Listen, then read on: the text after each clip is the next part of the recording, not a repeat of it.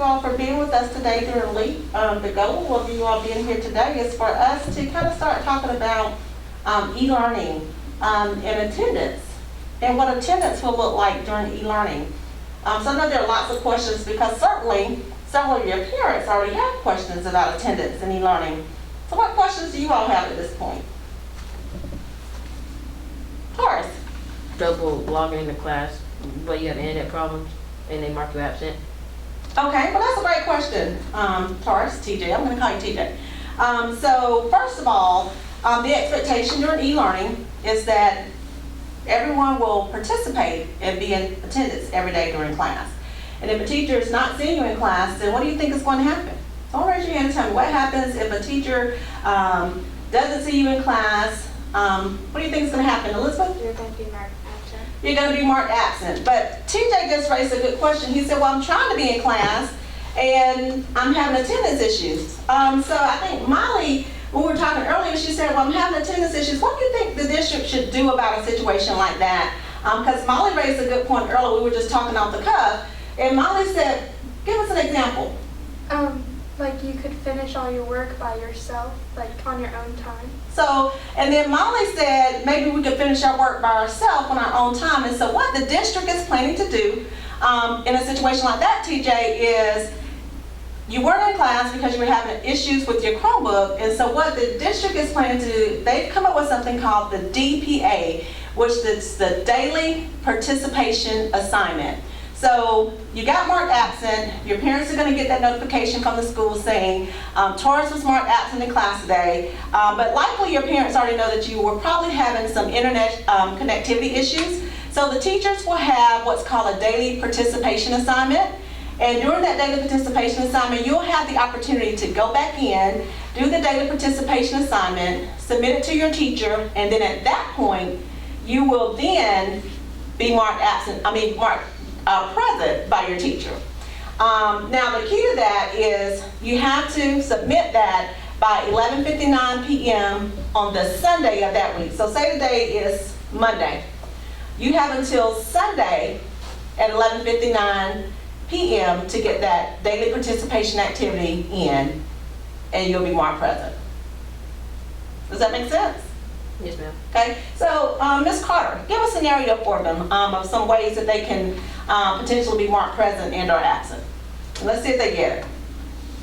Okay, so Randy had a doctor's appointment. She had to go get her Tdap shot for 7th grade. So Randy is not able to log in. So is Randy absent or present? She's absent, and so what would Randy need to do, because she was at the doctor during class time, what would she need to do to have that absence removed? Finish all her The assignments on her daily participation assignment. By? Sunday, 11:59 p.m. p.m. Okay, now why would it be Sunday at 11:59 versus Monday at 11:59? Because you've been in the week of learning. Because you will start a new week of learning.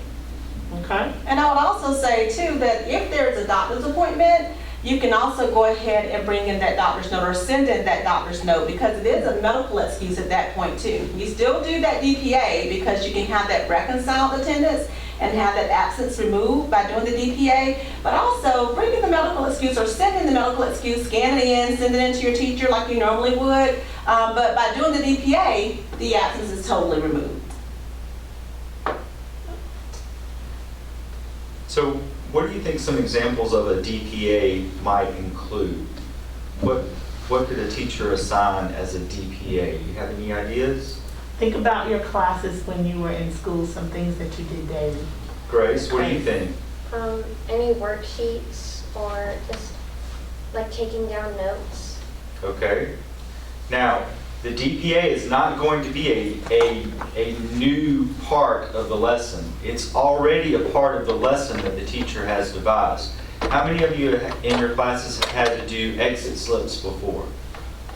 Okay, so a DPA might be an exit slip. Or how many times has a teacher asked you to do a warm-up where you practice a problem or a concept or a skill from the day before? Okay, so that's also another example of what a daily participation assignment could be. Now, the daily participation assignment, do you think you'll get a grade on this? Oh, No, why not, TJ? because if you weren't present during class, you wouldn't understand, really. Okay, and what is the purpose of the DPA? Is it for content or is it for attendance, Elizabeth? For the attendance. It's for attendance, so you will not get a grade for the DPA, but you will get a check mark saying that it's been completed. And Mr. Ryder, I think that's great too, because it's strictly for attendance. The daily participation assignment is strictly for attendance. It's just, again, like TJ asked earlier, is if I had connectivity issues, I wasn't able to log in, I don't want to be missing out, but I just want to make sure that the teacher knew that I was there, and so now it's just for attendance purposes. And so on the first day of class, your teachers always give you what? Who knows? What do you get that first day of class from all of your teachers?